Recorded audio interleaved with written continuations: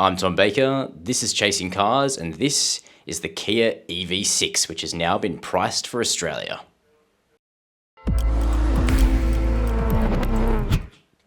"500 examples of the Kia EV6 have been slated to arrive in Australia in 2022, and the car will be released next month in February, initially with 3 variants, ahead of a launch of the flagship 430 kilowatt GT at the end of this year in the fourth quarter. The big news today is that the EV6 has now received a price for Australia. It starts at $67,990 before on-road costs, meaning it handily undercuts the Hyundai Ioniq 5, with which it shares its e-GMP modular electric vehicle platform. I recently travelled to Melbourne to have a look at 2 specifications of the new EV6, a base model finished in snow white pearl, and an up-spec GT-Line finished in a new matte Moonstone grey paint colour.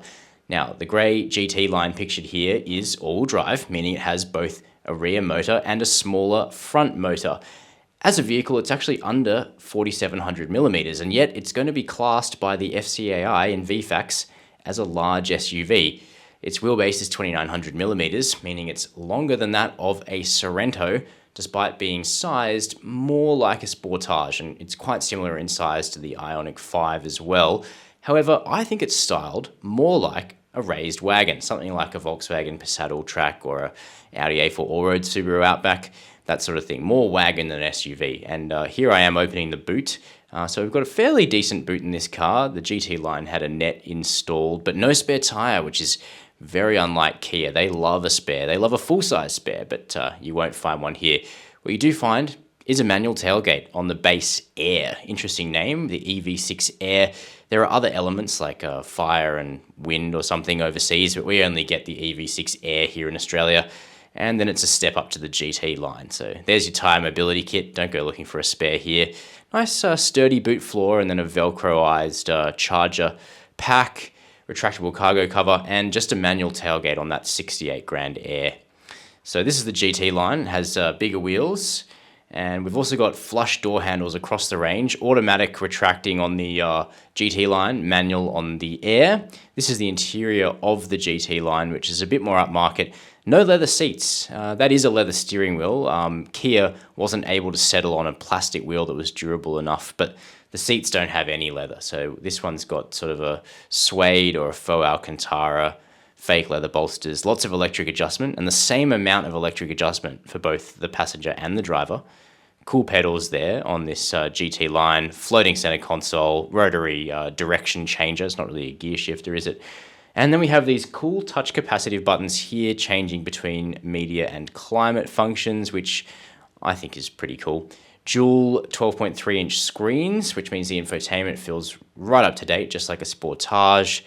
And you get a sunroof as well in the GT-Line. It's just a small sunroof there. It is wide on the all-wheel drive version, but it doesn't go all the way back.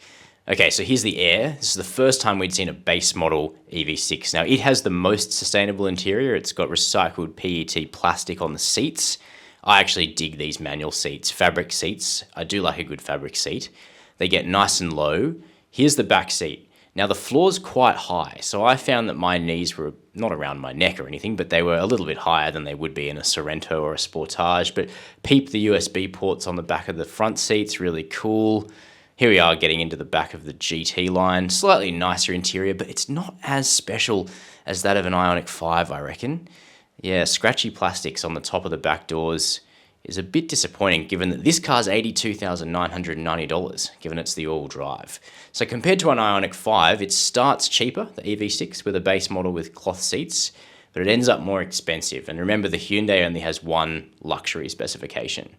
Right, okay, so under the bonnet of the GT-Line, we've got a tiny amount of cargo capacity, not really a genuine frunk. There's a 74 kilowatt motor under there. Rear-wheel drive car does have slightly more cargo room at the front, enough for a soft bag because there's no motor, just a 168 kilowatt motor on the rear axle. There I am, very helpfully putting my hand in and out. A bag might have been better. Front end of the EV6, pretty cool looking. All the variants have a 77.4 kilowatt hour battery, about 500 k's of range, WLTP, a bit less for the all-wheel drive. The rear-wheel drive has the most at 526. And here's the car being tuned actually in Victoria by Graham Gambold, who's Kia's suspension guru.